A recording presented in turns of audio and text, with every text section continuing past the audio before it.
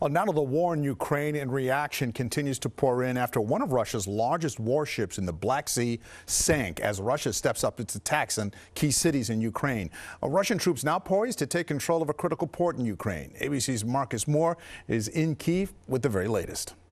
This morning, new images out of Mariupol showing the increasing devastation in the already battered city that has been at the center of fierce fighting between Russian and Ukrainian forces. The commander of Ukrainian Marine forces there saying the situation is critical and pleading this morning for help to break the Russian siege, saying, quote, it must be done as soon as possible.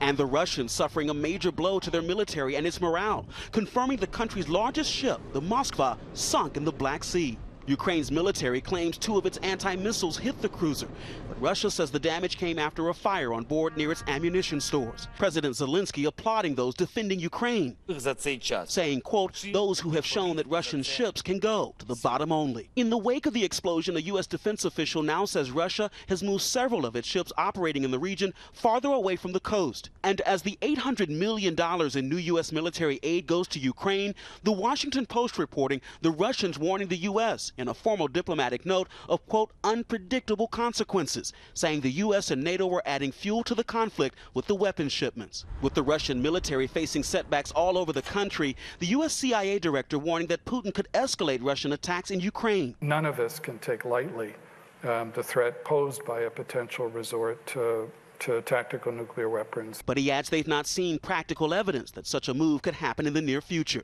Just outside Kyiv, we saw the devastation Russians have left behind. You can see the burned out vehicles just behind me, and then off in the distance, that building, all of its windows blown out. And look at the wall there, signs of the shrapnel. In this area alone, so many lives have been torn apart by the invasion. Is this your home? Это твой дом? Да, это мой дом. Andrei Sovenyuk told us Russian fascists came here in a tank, sending him, his wife, and 15-year-old daughter running to a neighbor's basement for safety. He showed us pieces of the round he says left his family's home in ruins. Officials here in Ukraine have said that the risk for an increased number of airstrikes is very high, particularly here in Kyiv, where the Russians have threatened to hit key command and communication centers in the city.